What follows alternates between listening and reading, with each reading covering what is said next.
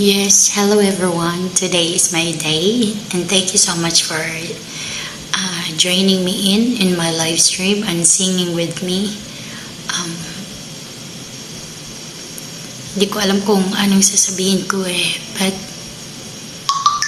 of course I have to say thank you to God dahil binigyan pa tayo ng isa pang buhay, and that's the most greatest gift that I ever had. Of course, yung another year, another life.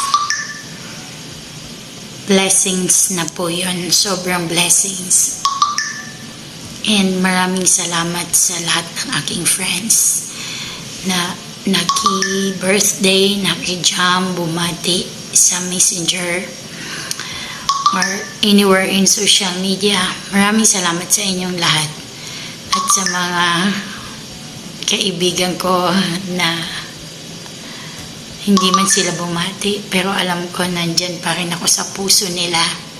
Maraming salamat din sa inyo. Sa mga taong nagbigay ng saya, ng lungkot, lahat na sa buhay ko. Ayan, maraming salamat sa inyong lahat. And salamat sa another year of experience na nangyari for the past year, and this time is another struggle for life. Salamat sa inyong lahat, and this is a new beginning, especially on my social media in YouTube.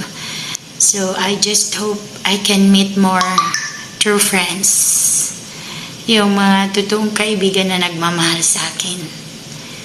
Gusto ko lang magpasalamat sa inyong lahat, sa inyong suporta, sa inyong pagmamahal sa akin noon bilang Rhea Mix Corner, and of course ngayon bilang Queen of Warriors. Maybe the reason why I called myself as Queen of Warriors dahil sa dami ng pinagdaanan ko sa buhay ay nakayanan ko lahat. So I am really the queen of myself.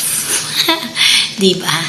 So maraming salamat sa inyong lahat. Hindi ko na po kayo maisa-isa, pero nagpapasalamat po ako sa inyong lahat. At salamat sa pagsama sa akin ngayon sa birthday ko.